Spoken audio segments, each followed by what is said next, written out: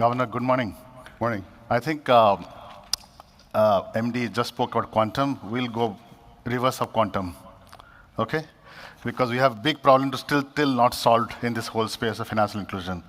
And let me start with Governor.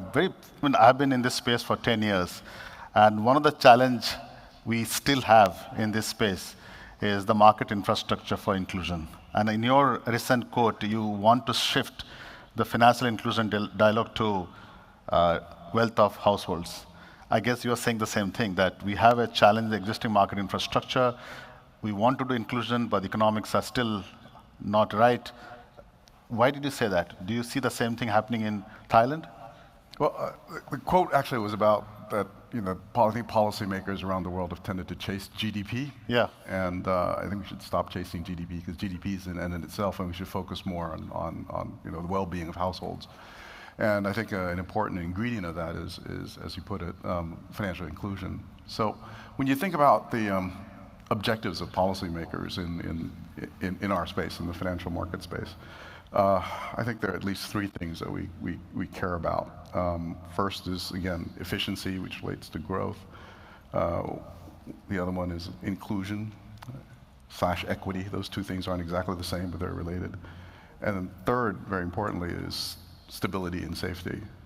And so I think when we're thinking about regulating, we need to think carefully about the priorities that we put on each of those objectives. Sometimes they go together, sometimes they don't. It's not always a dilemma, it's not always a trade-off. And I think one of the important things is to realize that there's certain things you can do on the regulatory front that will help alleviate those trade-offs, right? That you don't get that kind of efficiency and inclusion trade-off that you might otherwise do. But you're right, that there are market forces and whatnot that tend to force you in one way or the other.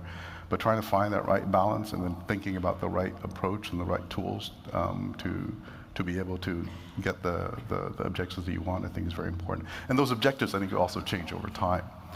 If we think in the case of Thailand, for example, one of the innovations that was very important for us was the improvements we made in the payment space, which we're trying to address these very concrete pain points in the payment space.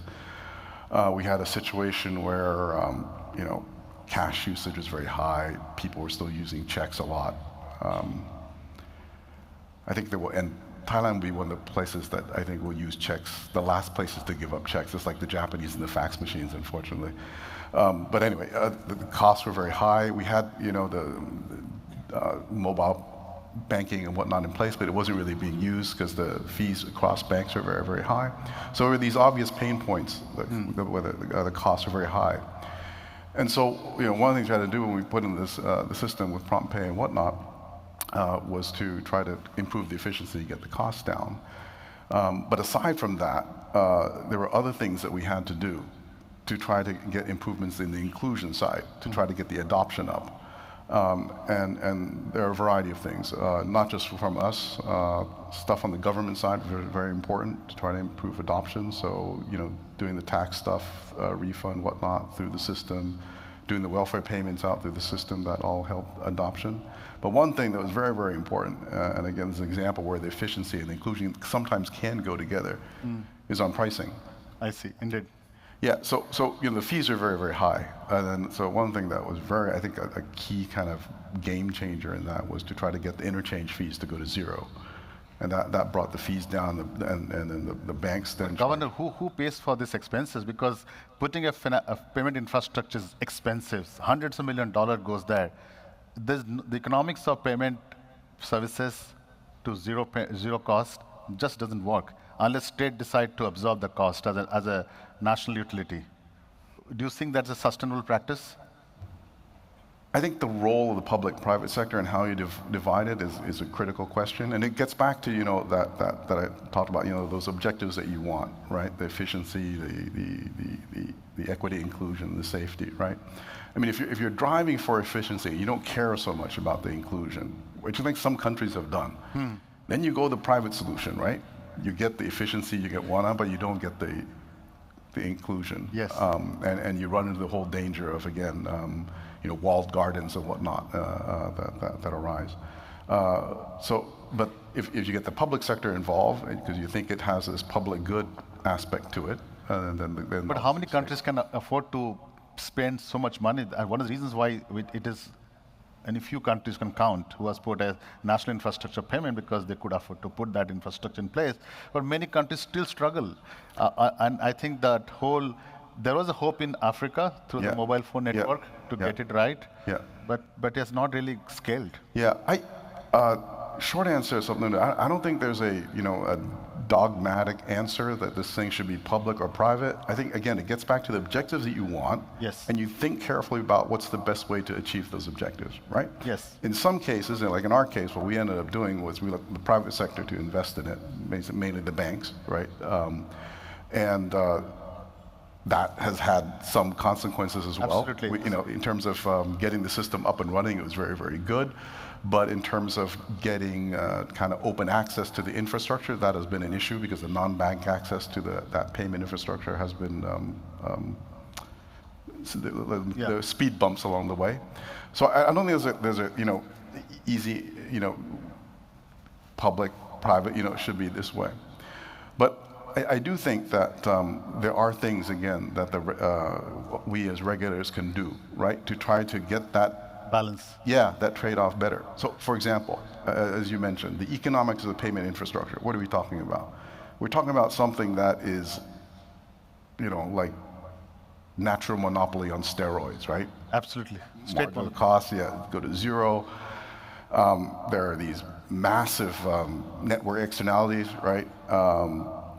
And there's a valley of information too, right? So, it tends to cause everything to agglomerate, right? So the natural tendency is to have a natural monopoly. And in some cases, you could argue that, because of the economies of scale, you want this one person to provide it. But then again, that gives you the walled garden. It doesn't give you the inclusion that you want, right? Yes. So what can you do? Okay. Well, I think there are a couple of things in terms of themes or thrusts the regulator should keep top of mind to help get that better balance and that trade-off. One, open infrastructure. Yes. Right? So if the infrastructure is there, maybe it makes sense to have just one infrastructure. You don't want to duplicate it because of the economies of scale and whatnot, but make sure it's open so different people can access it. Yes, open infrastructure to anybody can participate. Yeah. Make it as interoperable as possible. So if you do have different infrastructures, at least, make sure that they're able to allow communicate. Competitions, but interoperable. Yeah. And third, I think very importantly, this is something we're focusing a lot now, is open data. Open data. Yeah, because that gives you that more competition, prevents that walled garden stuff from happening.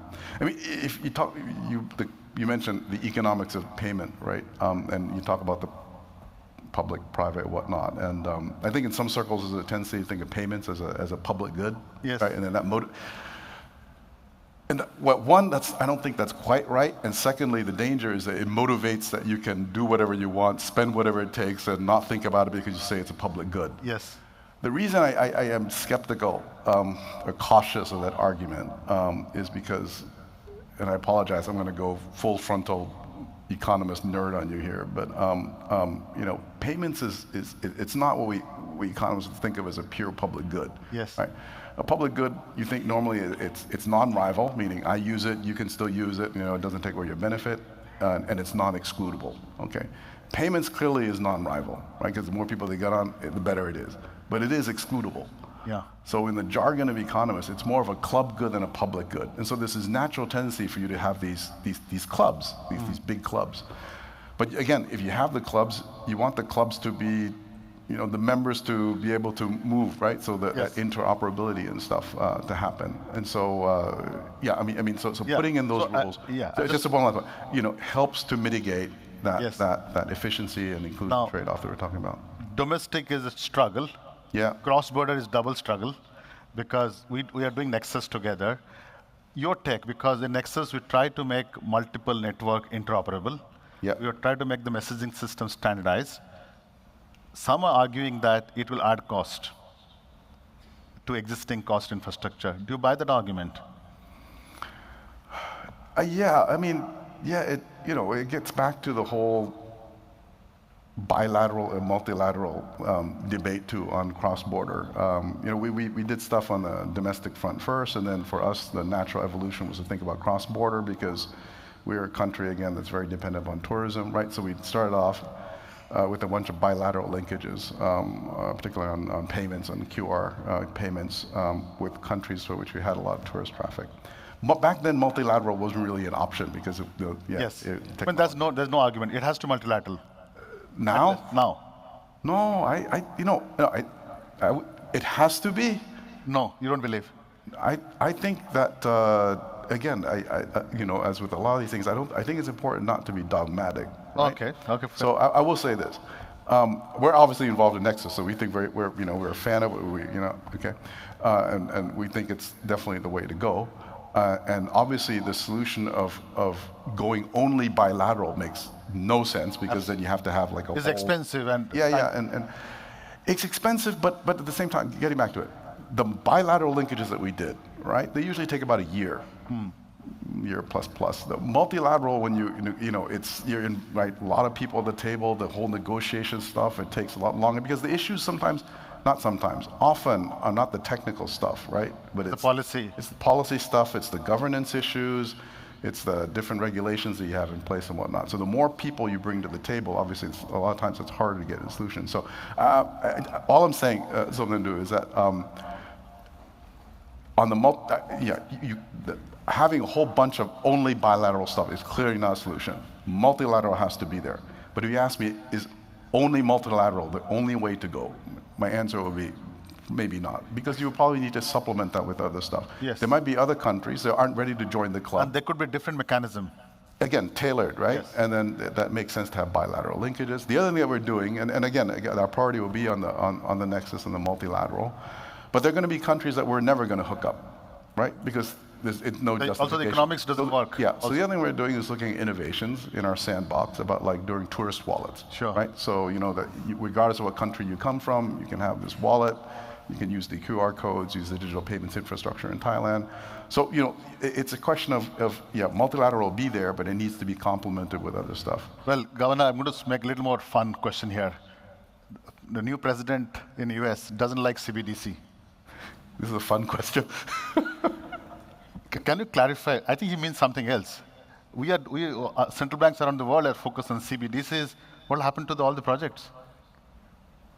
Yeah, there was a lot of interest, talk, hype, whatever, right, about CBDC. I think a lot of it was, the hype at least, was focused on the retail CBDC space.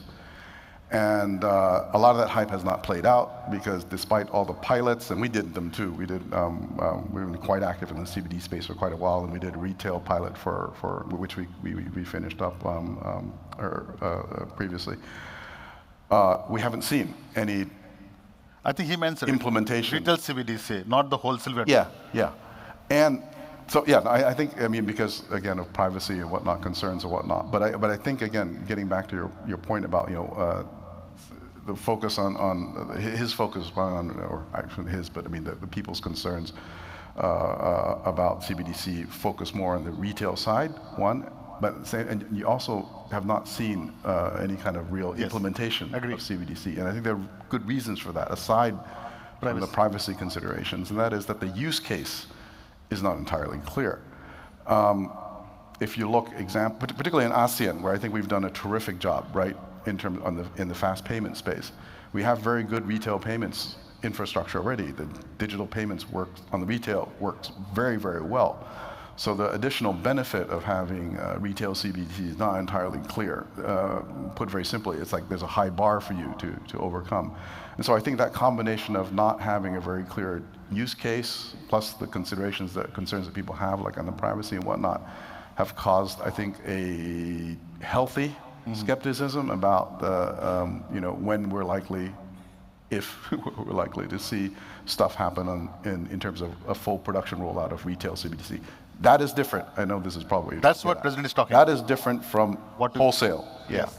Wholesale CBDC. I think we at the Bank of Thailand, I think probably other central banks think the same way, that the use case for CBDC are much clearer, and also that the downsides and the risks of wholesale CBDC are also much lower. So again, a much more compelling case for taking wholesale CBDC to production. Okay.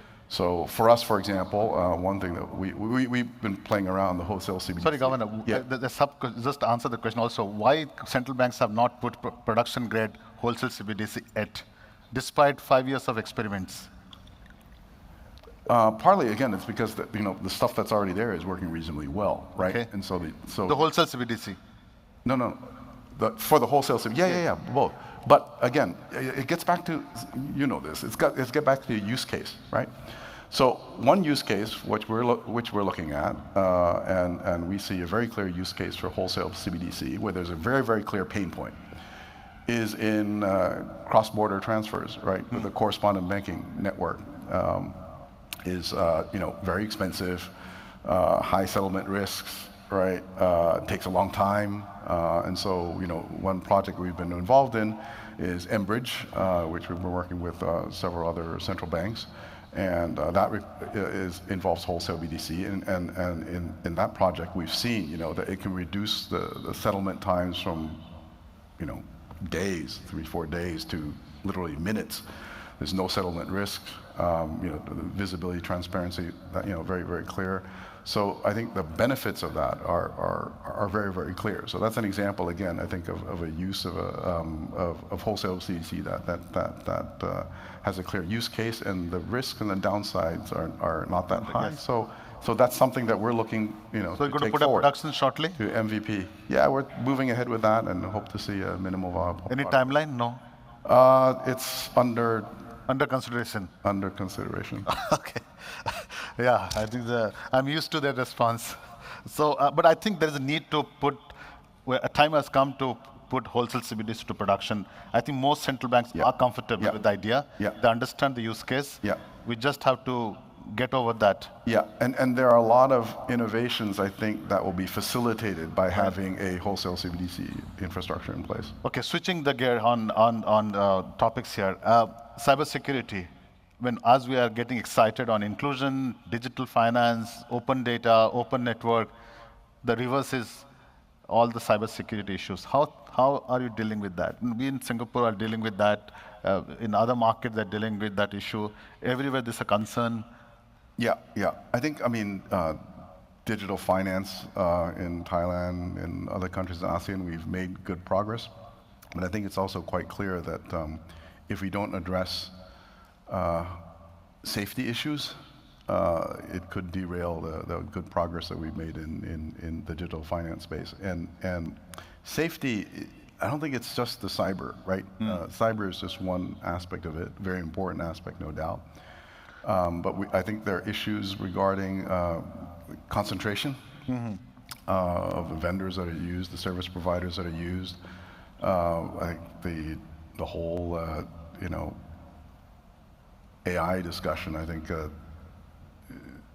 there's a lot of concentration there. A lot of models out there, but again, they rely on very few models, all of which rely, again, someone remembers saying this, basically on they rely on 3 basic models and only on 1 chipset, right? Yes. So it's all this stuff is very concentrated.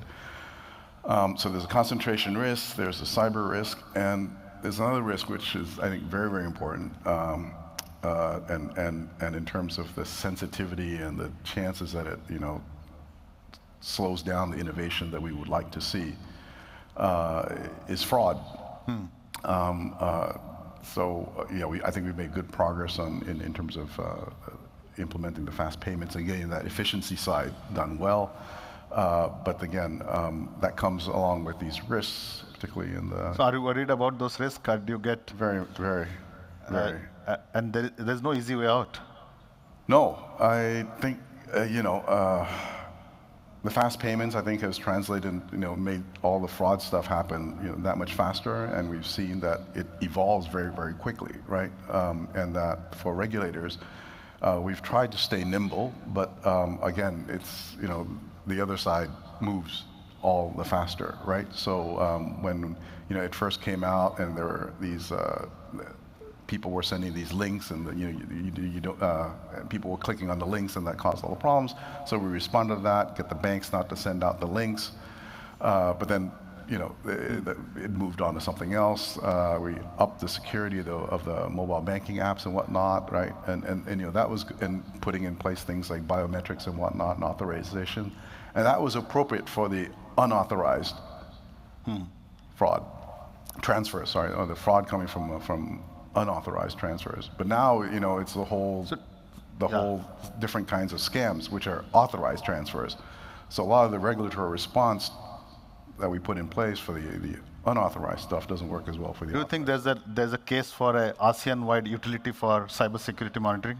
I think there's a case for even broader than ASEAN, because some of those issues that I talked about, the concentration risk and whatnot, right? That can't be handled at an ASEAN level. That's got to be handled at a global absolutely. level. Yeah. So but at least coming together, sharing information, common utility. I think a strong case. Oh, absolutely, because it's stuff that we can't do at the country level or even at the regional level. So sharing best practices, certain protocols and whatnot, and then you talked about the cross-border stuff that we're doing, right? So now the fraud is happening domestically. Once you link up all this stuff cross-border, then you got cross-border fraud. So how do you handle the cross-border fraud? You need to put in place a protocol, process for handling that. So all that stuff needs to be done at a higher than country level. I know we have a couple of minutes left, but before that, I want to get to one fundamental question. We spoke about how at least the ASEAN countries should upgrade themselves to fundamental digital infrastructure, get the digital ID, the payment systems up, data systems, consent architecture, now the green disclosures. We have seen countries doing as a stack, but we have not seen they're getting connected. Digital IDs are not getting connected. Payments have gone to some extent well because it's a natural force to make it work. Data still not connected across market. When do we see this happening? Because we've been talking about it for ages that we have a common ASEAN framework for all this infrastructure. How do we move forward with this? Slowly and pragmatically, my short answer. How many minutes do we have left? So I can. I have a 1 minute question for you, but there's 2 minutes left for this. Okay, for this one. I mean, if you take like the kind of 30,000-foot view of what's like in ASEAN, right? I would say we're doing very well in the domestic payment space. We're doing quite well compared to other places in the cross-border space. On ID, not, okay, but not great, right? Like, for example, in Thailand, well, we would like to have a system like you do here, with SingPass and it's all, but ours it's a more federated. So even you're talking about kind of cross-border sharing and stuff. Even domestically, we're having problems. So like walled gardens with ID, we have two different systems of ID. There's national digital ID and there's a government thing called Thai ID. So on ID, I think it's less so. And on data, I think, that's where we need to do a lot more effort. So in Thailand now, I think we've again, done pretty good on the payment side. Like I said, the ID stuff is reasonably okay. There's stuff to work with, but the thing we really need to put a lot of effort on now is on the open data front. Yes, open data. And open data, I think on that in ASEAN, we are still lagging, need to move ahead on that. So that would be my short answer there. Yes. There's a lot of work to do there. Now, last question perhaps, take your time, think about it. You're going to end your tenure. Yeah. Before we go there was one thing that you kind of touched. I think we're at FinTech Festival, right? Yes. So it's all about innovations and whatnot. Oh yeah, innovation. Yes. Yeah. So please answer the question. How do you? You went off script a lot, so this is one of the questions that was on the original list. I thought we were going to talk about. No. So I always question that central bankers struggle with innovation because they're looking for outcomes. Yeah. And I think for this audience it's relevant, so that's why I brought it up. No, thanks for bringing it up. I don't want to criticize central bankers. 60 seconds that are left, but. No, I think you're absolutely right. Innovation is something that central bankers and regulators struggle with because we don't know what the outcome of the innovations are, right? So I think that it puts the burden on us, a certain kind of approach to take, which is a couple of things that I think have guided us and are useful. First, I would say is that sometimes, because we don't know what the outcome is, right? It makes it hard for us to take actions.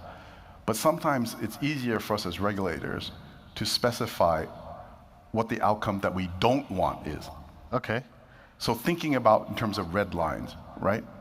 And guardrails. So I don't know what the outcome is, but you say, this is what I do not want to see. Okay. So that kind of perspective, that guardrail perspective, I think is very That's a good important. point, yeah. And particularly when regulating new stuff. The other point I would make about regulating new stuff is probably that, we should be wary about regulating things too quickly. This old joke about the hammer, right? You hammer, everything looks like a nail. If you're a regulator, everything looks like you want regulated. But I think with new stuff, I think it's important not to regulate too quickly for a couple of reasons. One is, because you don't know exactly what's going to happen, what it is, you might stifle it if you over-regulate it, obviously. But the other side also is that because you don't know what it is, and it might violate some of the red lines that you're concerned about, if you regulate it, then you validate it. Yes. And sometimes you don't want to do that either. Absolutely. Okay, so that would be my point. No, I know, but I can let you with that last question. Your term is ending next year. Yes. Any fintech plans? We have a GFTN somewhere there. Yeah. Short answer, Sopnendu, is I have no plans, no ambitions, fintech or otherwise.